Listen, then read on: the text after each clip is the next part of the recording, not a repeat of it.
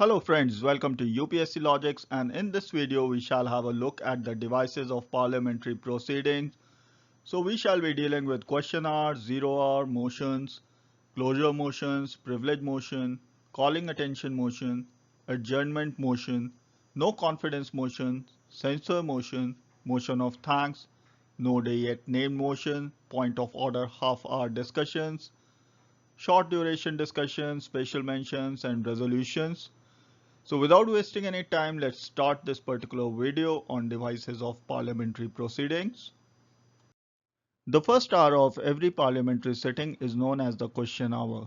The timing for the question hour is from 11 a.m. to 12 a.m. During this time, the members can ask questions and ministers have to give answers. There are three kinds of questions that can be asked during a question hour. The first is the start questions. Require an oral answer and hence a supplementary question can follow in the parliament. Then there are unstart questions which require a written answer and hence no supplementary question can be asked. Then there are short notice questions that can be asked by giving a notice of less than 10 days, and these also have to be answered orally, and therefore there is a provision of asking supplementary questions in this particular case as well. Then there are questions addressed to private members, and these are questions that a private member who is a member of parliament can be asked, and these are related to subject matters that pertain to bills, resolution, or any such matter that relates to the business of the house to which that particular member belongs to. And for these type of questions, the same procedure is followed as in any other questions that are addressed to a minister. But it depends on the speaker what kind of variations he or she might seek in this particular case. Question hour is a formal device of the Constitution of India, so this has to be remembered that question hour is a formal device of the rules of parliament. So let us have a look at one question before we move on. With reference to start questions, consider the following statements. Number one, start questions are important and hence answer to them have to be given in written form. Number two, answers to start questions can be followed by a supplementary question. We have just read that start questions are important, but they have to be answered orally and a supplementary question can follow them. So statement 1 is incorrect and statement 2 is correct. So option is B. The question hour is followed by the 0 hour, and over the years there has been no particular time that has been decided for the 0 hour, as in how long the 0 hour will last. It is just because it starts at 12 noon, that's why it is called a 0 hour, and generally lasts till the agenda of the day is taken up. And this particular practice has been in existence since year 1962, and there is no mention of 0 hour in the parliamentary procedure, so this becomes an informal device. And during this particular hour or time, the members raise matters of importance which they feel cannot be delayed. And since this particular 0 hour is unscheduled without prior notice, no notice of 10-day time is to be given. It generally results in unavoidable loss of precious time of the House and obstructs the legislative, financial, and regular proceedings and business of the House. Let us have a look at a couple of questions before we move on. Number 1. 0 hour is at the discretion of. It is at the discretion of the Speaker of the House. What could be the maximum time limit of 0 hour in the Lok Sabha? In the Lok Sabha, it has been fixed at 1 hour, but it may exceed depending on the subject matter that is being taken during the 0 hour. Number 3 is which among the following is an informal device in the Indian parliamentary practice? So we have just learned that question hour is a formal device. 0 hour is an informal device that came into existence in 1962. And half an hour discussion is also a formal device. So the correct answer is B, which is 2 only. In the parliament, no matter of public importance can be introduced on the whims and fancies of the ministers or the private members. The ministers or the private members who want to introduce something for discussion into the parliament have to follow a procedure, and this procedure of introduction of a subject matter is called a motion. So this motion needs the consent of the presiding officer before any kind of discussion takes place on this public matter of public importance. Once the motion is introduced into the parliament, the House either adopts the motion or rejects the motion. In case it rejects the motion, no discussion takes place. In case it adopts the motion, the House takes its decision or gives opinions on this particular motion. Now these motions lie in three categories. Number one is substantive motion, and these are self-contained independent proposals that deal in important matters like impeachment of the president or removal of the chief election commissioner. Then number two is the substitute motion.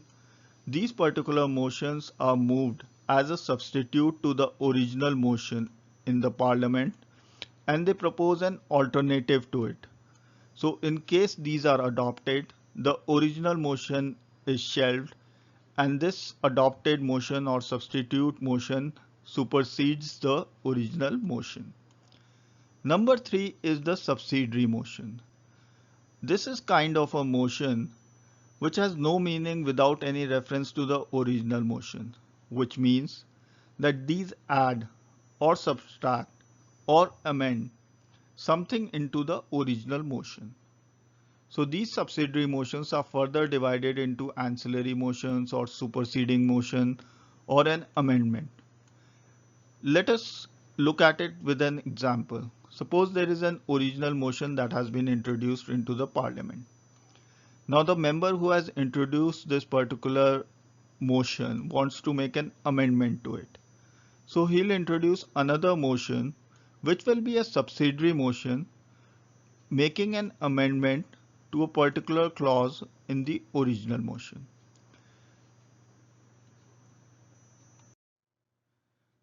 Once the parliament starts a debate on a particular motion and it goes on for a particular period of time and the member who has introduced the motion feels that it is time to cut short the debate or end the debate, he introduces another motion which is called the closure motion. If the House approves of it, the particular motion is put to vote. Now these are four kind of closure motions. Number one is a simple closure. It means that the matter has been discussed sufficiently and there is nothing more left to debate. Number two is closure by compartments. Now suppose there is a lengthy resolution that has been introduced in the parliament. So this particular resolution is divided into parts. And when the parliament debates, it debates on just a single part of the whole resolution. So if the member feels that enough debate has been conducted on this particular part, he can introduce a closure by compartments motion, which means this particular part shall be put to voting and the rest of the part shall be discussed later and put to voting. This is called closure by compartments. Then comes the kangaroo closure. Now again, this happens in a case of a lengthy resolution, and this particular resolution has got certain important clauses. So the parliament, instead of discussing the nitty-gritties of the whole resolution, they discuss just the important clauses and jump from clause to clause discussing it and taking a decision on it. So this kind of particular closure is called kangaroo closure, meaning it jumps from clauses to clauses and each clause is put to vote without debating what is beneath the clause. Number four is the guillotine closure. Now this kind of a closure happens when a bill is put to vote without being discussed properly due to shortage of time, which means all the undiscussed clauses also are put to vote. Guillotine, I'll explain you what it is. It was a machine in the olden times.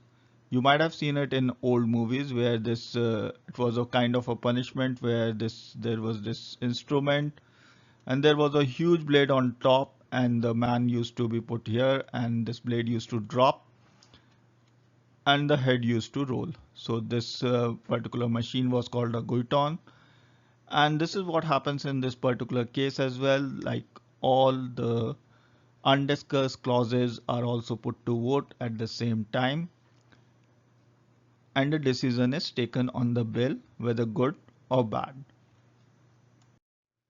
Privilege motion is concerned with the breach of parliamentary privileges by a minister. This is basically introduced to put a censorship on a concerned minister, and this generally happens when a member of parliament feels that the concerned minister has misused his parliamentary privileges or has misguided the House by giving distorted facts or has upheld information. So this is basically to provide censorship on a concerned minister and involves individual minister. In day-to-day life, there are a lot of matters that are of public importance. Some are minor in nature and others are major in nature.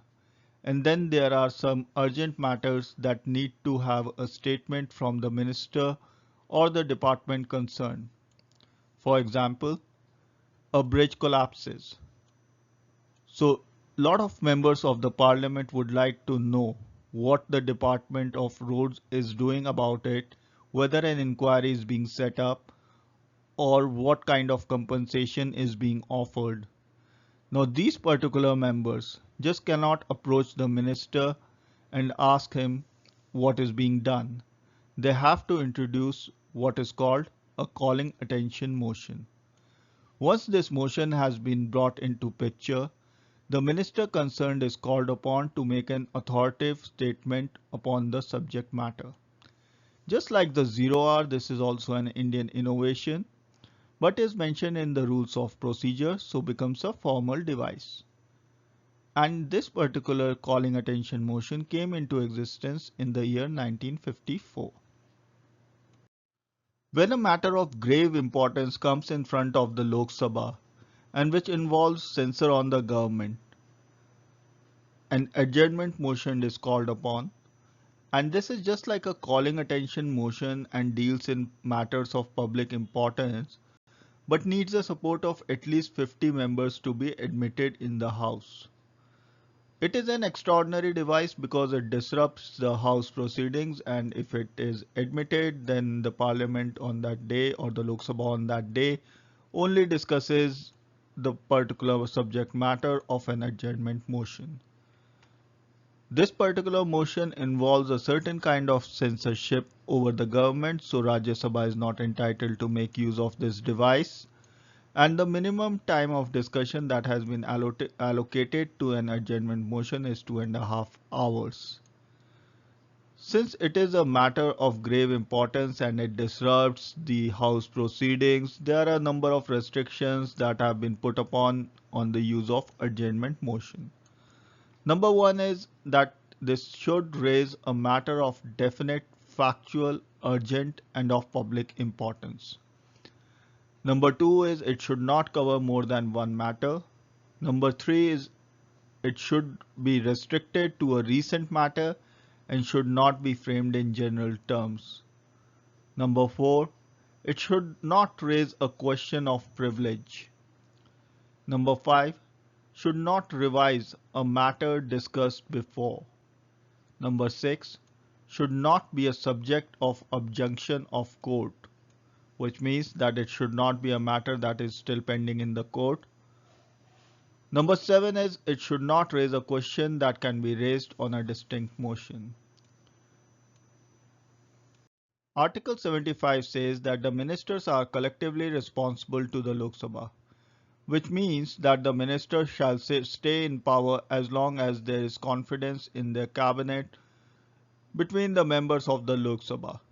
Now, once the Lok Sabha loses its faith in the ministry, it can remove the ministry by introducing the no confidence motion. So this particular motion also needs approval of at least 50 members of the Lok Sabha. And once this no confidence motion is passed, the entire cabinet, including the Prime Minister, has to resign. To introduce a censure motion into the Parliament, which is used against a single minister, group of ministers, or an entire council of ministers, ample reason needs to be given for its adoption in the Lok Sabha. It can be moved for censuring the Council of Ministers for specific policies and actions, and if passed, the Council of Ministers need not resign from their positions. The first session of every fiscal year and the first session after every general elections is addressed by the President, and this address is known as Motion of Thanks.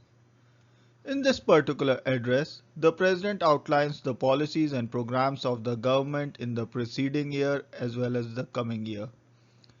This particular motion of thanks is prepared by the Prime Minister and his cabinet of ministers, and therefore it becomes very important that when the House discusses it, it is passed or the government stands defeated. This particular motion of thanks also gives an opportunity to the House to discuss the government's functioning and any lapses that may have occurred in the previous year.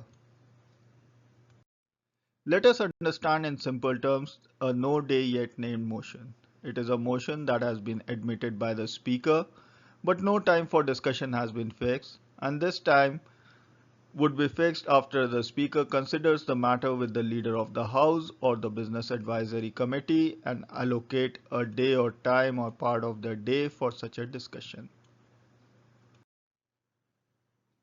Let us have a look at a couple of questions before we move on. Number 1. Suppose the Lok Sabha is adjourned by the Speaker, then which of the following would take place?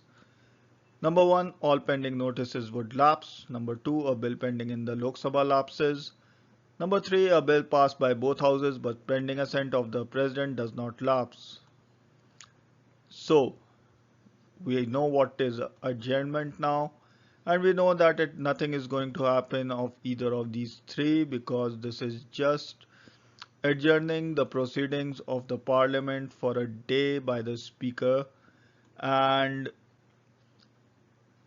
the Lok Sabha is not being dissolved, so no effect is going to come on these particular three, and therefore the answer is none. With reference to cut motions, consider the following statement. So let us understand what a cut motion is. Cut motion is a power given to all the members of the Parliament to oppose a demand in the case of a financial bill. So financial bills can be only introduced in Lok Sabha, so cut motions are moved only in Lok Sabha, correct? The Speaker decides whether a cut motion is admissible or not. Of course, this is also correct. So both 1 and 2 are correct now that we know what a cut motion is. When a member of the Parliament feels that the House is not following the rules of procedures, or an opposition leader feels that the House is not following the rules of procedure, or he wants to control the government, he introduces point of order. The point of order cannot be discussed or debated in the particular House, and this is an extraordinary device as it suspends the proceedings before the House on that particular day. Therefore, point of order should relate to interpretation of enforcement of the rules of procedures or articles of the Constitution that relate to the procedures. Half an hour discussion is the time allotted thrice a week to discuss matters of sufficient public importance that have been debated a lot and the answers to which need elaboration of facts.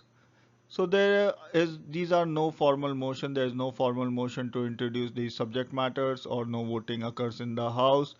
These are just for discussion and to elaborate on the answers or whatever things need to be discussed in regards to a matter of sufficient public importance. Short duration discussions.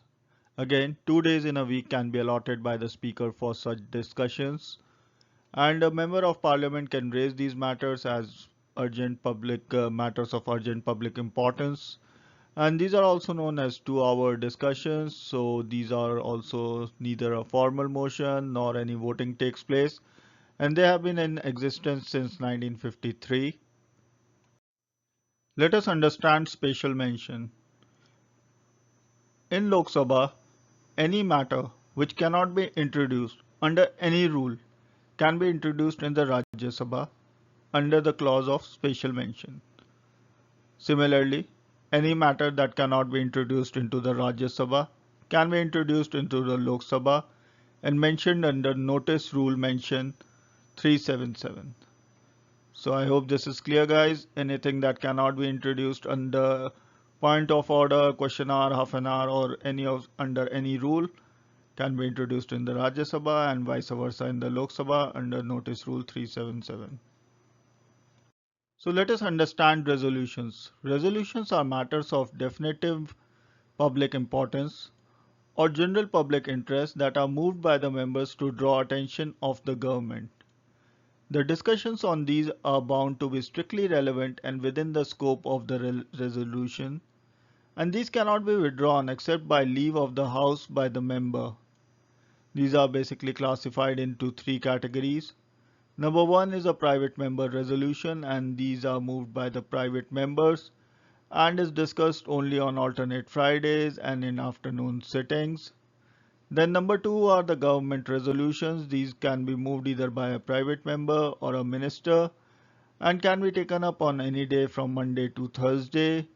Then comes the statutory resolutions, and these can be moved either by a private member or a minister. And these are so called because it is always tabled in pursuance of a provision in the Constitution or an act of the Parliament. So let us have a look at a couple of questions in regards to resolution. Number one, with reference to resolution, consider the following statements. So number one statement is all resolutions are motion. That is correct. All resolutions are required to be voted upon. This is also correct. So both 1 and 2 are correct.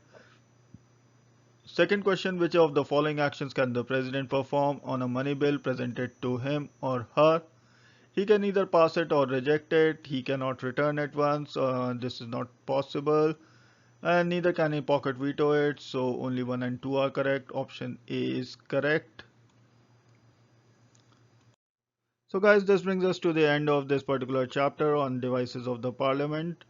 And I hope you have enjoyed watching this video as much as I did doing this video and going through all the devices once again. So if you are a new subscriber, do like and subscribe to this channel. And if you are an old subscriber, don't forget to press the bell icon. Same goes for you new subscribers who might be watching this video at this time. And thank you so much for watching, and Jai Hind.